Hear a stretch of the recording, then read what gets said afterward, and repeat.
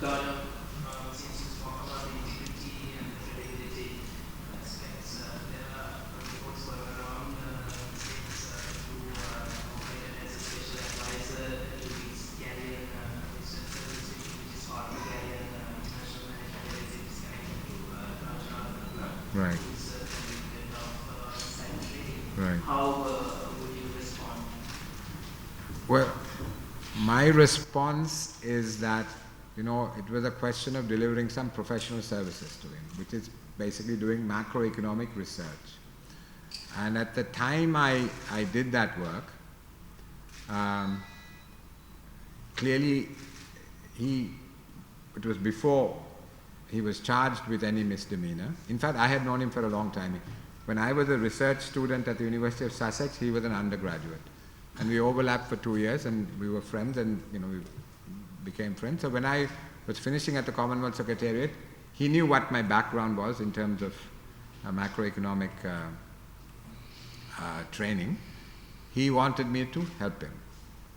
And so I was in London, and so he set up this framework in London where I could do research for him. And that happened for about 10, 11 months. And then, of course, he was charged, and the operation stopped. It took another year for the whole thing to be wound up legally, but I actually worked for him about 10 months, and my job was to provide research reports for him. Now, I knew him as a friend from the age of from university, and he had.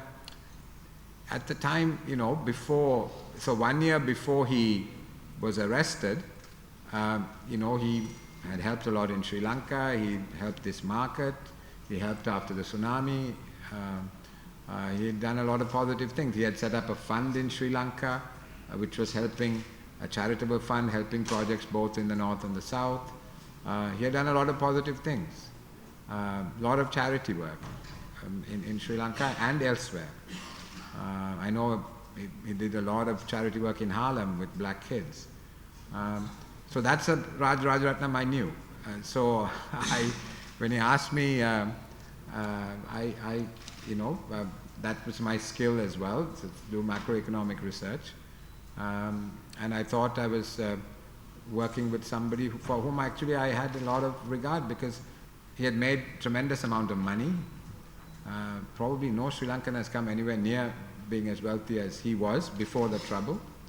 And he used that money often in socially very positive ways. So that's when he asked me, I said yes, and I did research for him. So that's the story. Yeah.